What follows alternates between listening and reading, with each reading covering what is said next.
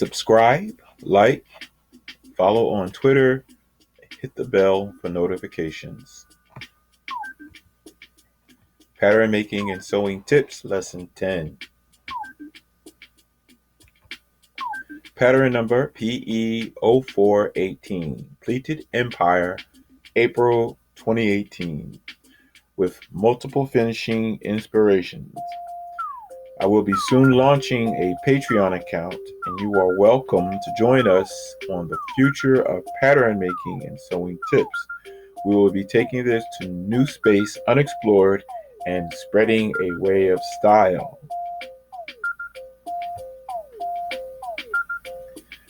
We are here again, and I hope everything and everyone with you is peaceful and a blessing. Apologies for the wait, and sorry to say I am still working on some new things. You are welcome to join us on this adventure, and the more, the greater.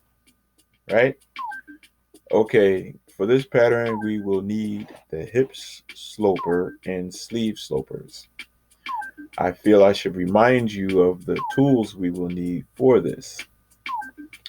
The hip curve, flexible ruler, or a 1-inch wide see-through ruler, which is very flexible because it's plastic see-through and you can bend it very nicely. The L square, masking tape, you can find that at your favorite dollar store, and your favorite yardstick and tracing wheels. Though I would tell you to try and make all rulers see-through because it makes it better to design patterns. You can see through it, you can see your lines and line up and match up everything perfectly without guessing. Oh, and the paper, which can be 36 to 54 inches wide, 54 inch is best, can be found on Amazon, Staples, Wish, and others online. Go for what you like and or best price. And if you like the dotted pattern paper, you can find that at Move Fabrics. The address is there. To get 30 yards for $34.99, which is the best price I've seen online for dotted paper. For dotted pattern paper, yes. Okay, we start with the hip slopers, of course, and a length of paper according to the length of your dress. The width should not be an issue unless the width of your paper is under 36 inches. Then you might have to use masking tape and paper, adding another piece of paper to it, making it wider. The dress we are doing has no trimmings or anything like that on the drawing. I will at the end of the lesson give you a few ideas to make this design all yours. So be patient with me, as I always do though. Now, as we always do in the beginning, trace the back hip sloper onto your paper. Remember to do this far enough from the edge so your hem has room for the swing angle, the A-line. Also draw in all notches. Then we can begin drawing our design lines for our dress pattern PE0418.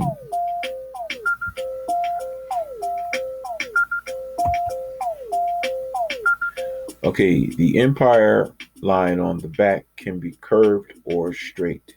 I use a straight line for simplicity. If you use a curved line, be sure to make the front flow with the back. An example here. Here's your front, because the front is high, empire, and the back comes down. Even though I have the waistline here, you do not have to bring your back that close to the waistline. I just did this so you can see the curve, how it's supposed to flow right into the top. And I use a straight line here though, just for simplicity. You do not have to make it straight. I would suggest you do it at that angle though, but you do not have to.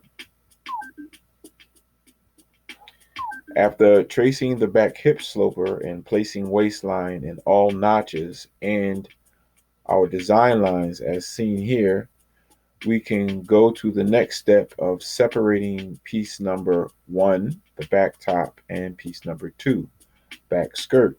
Note, whenever a dress has two parts, top and bottom, the bottom is mostly called the skirt. I must mention, when separating pieces 1 and 2, you can just cut them and add a strip of paper for the seam allowance on the line that was cut, or use carbon paper found at Staples or art supply shops to trace them onto a separate piece of paper so you can keep original as a draft. That way you can the original draft can be used as foundation for future designs that are similar to this one.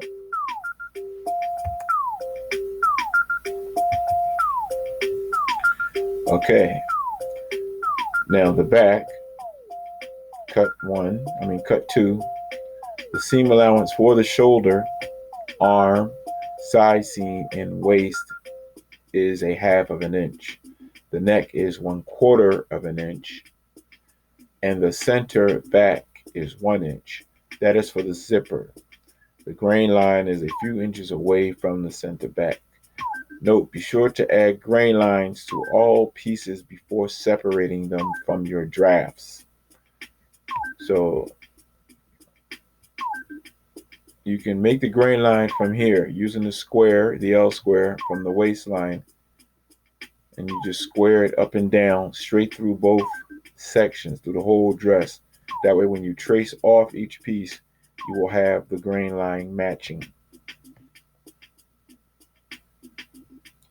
All right, back skirt, cut 2, seam allowance for the waist, side seam is 1/2 of an inch, and the center back and hem is 1 inch. Be sure to add your grain line. Okay, the front top, cut 1. The front top seam allowance measurements are the same as the back. Center front is placed on folded edge of fabric. If you are cutting it open, you will have to make the front top pattern piece on a folded piece of paper. Center front would be on the folded edge of the paper. So if you're using this piece here, one piece, then you will have to fold your fabric and place the center front on the fold. So when you cut it, it opens up like this. But if you want to use one piece, well, then when you trace off your top front piece, your paper that you use should be wide enough, of course, to hold this piece. Fold it, and then that fold you would place right here on the center front of your draft, and then use a tracing wheel or carbon paper and trace it right off. So when after you trace it off and you add your seam allowance and you open it up, cut it all off and open it up, you have one whole piece. All right, and having a separate piece like this allows you to manipulate it. So if you have a print, stripe, or whatever, you can place this anywhere you want to capture a specific part of your print or lines or any designs of your print. All right, the skirt, cut 2. All right, this is the end of part 1. I have a timer here. So this is the end of part 1. I'll have to do part 2 and continue from this slide here.